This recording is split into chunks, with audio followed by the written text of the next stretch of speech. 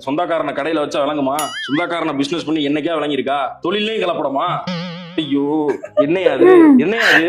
அடுப்பு சார் அது. அடுப்பு எதுக்கு வச்சிருக்க? சமைக்கிறதுக்கு அப்புறம் அடுப்புல தான் சமைப்பியா? நோ ஆயில் நோ பாயில்லாம் கிடையாதா? என்னங்க அடுப்பு சொந்தக்காரெல்லாம் வச்சுக்க என்னங்க அது? எடுத்துக்கிட்டு இருக்காங்க திருப்பி சார். என்ன முடிச்சுடுங்க சார் இந்த வேலையை. என்னையா அது? என்ன சார்? அதான் என்னையா அது? என்ன சார்? என்னன்னு என்கிட்ட திருப்பி கேக்குறீங்க? என்ன இது? ஐயோ என்ன என்ன பொறிக்கிற என்ன இது? எதிர்த்து பேசுறேன் அவன். எனக்கு அது சரியா படல. என்னையா அதுன்னு உன்கிட்ட கேக்குறேன். என்னன்னு என்கிட்ட திருப்பி கேட்டா என்னங்க அது? என்ன சார்? என்ன என்ன பொறிக்கிற என்ன சார்? என்னன்னு கேக்குறாங்க. அதான் என்ன இது? என்ன இது? என்ன கடலை என்ன சார்? கடலை என்ன? ரீஃபண்ட் பாருங்க, எடுங்க பாருங்க. அடா பாவி, கடை திறக்கிறப்ப வாங்கின என்னையா? இல்ல சார், அதுக்கப்புறம் 3 தடவை மாத்திட்டேன் சார். 3 கடை எப்போ ஓபன் பண்ணது?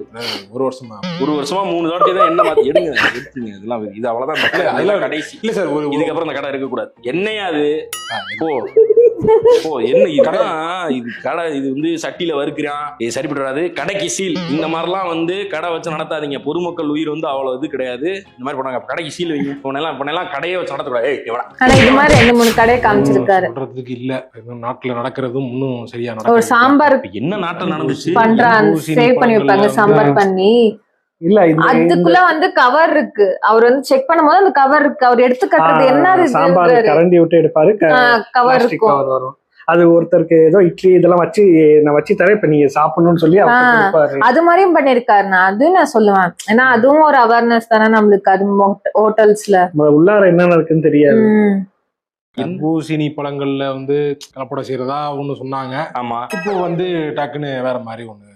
என்ன வேற மாதிரி வருது? எனக்கு ஒன்னும் புரியலடா. இல்லங்க, ஏன் இந்த கலப்படங்கள் செய்யணும்? எதுக்காக பண்ணணும்? அது எனக்கு பிடிக்க மாட்டேங்குது. இல்லடா, அது வந்து இப்போ நார்மலா ஒரு பொருள்னா நம்ம ஆளுங்க வாங்க மாட்டாங்க. கலர் அதிகமா இருக்கணும், அப்படி சொல்லிப்பா இருக்கணும், இந்த மாதிரிலாம் எதிர்பார்க்கறாங்க நம்ம அதுல. அதனால அதை மிருகத்துறதுக்கு என்னெல்லாம் அடல்ட்ரேஷன் பண்ண முடியுமோ அதெல்லாம் பண்றாங்க. என்னென்னமோ பண்றாங்க. ஒரு படத்தை பார்த்தாலும் என்னென்னமோ சொல்றாங்க. இது அப்படிங்கிறாங்க. கடையில இருந்து இந்த எண்ணெய்கள் இப்படி யூஸ் பண்றாங்க.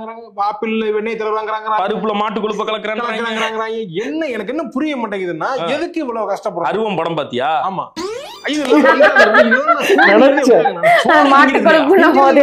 எப்படி உயிர் வாழ்ற நீ? தண்ணியா குடிச்சா? சப்பாத்தியா? ஆமா, சப்பாத்தியில கொஞ்சம் போட்டு கலந்து மாவை புரட்டி சப்பாத்தி இது இல்லன்னா கோதுமை தோசை. அரிசி தோசை கூட நான் போடுறது இல்ல. ஏன் சொல்லுங்க? ஏன் பிளாஸ்டிக் அரிசியை கலந்துடுறாங்கன்னு சொல்லி. பிளாஸ்டிக் அரிசி? ஆமா, அது கொஞ்ச நாளைக்கு முன்னாடி சொல்லிட்டு இருந்தாங்க. ஆமா, போயிட்டு இருந்துச்சுல. அப்படியே மறைச்சிட்டாங்க. சரி, எல்லாரும் சாப்பிட ஆரம்பிச்சிட்டாங்க, பிளாஸ்டிக் திங்க ஆரம்பிச்சிட்டாங்க. நானும் அப்படியே விட்டேன். நான் எதுக்கு அதை போய் ரிஸ்க் எடுப்பானே அப்படின்னு நான் டெஸ்ட் பண்ணி பார்ப்பேன். ஒரு புது அரிசி வந்துச்சுன்னா நான் வாங்கி கொஞ்சம் சாதத்தை வேக வச்சு நல்லா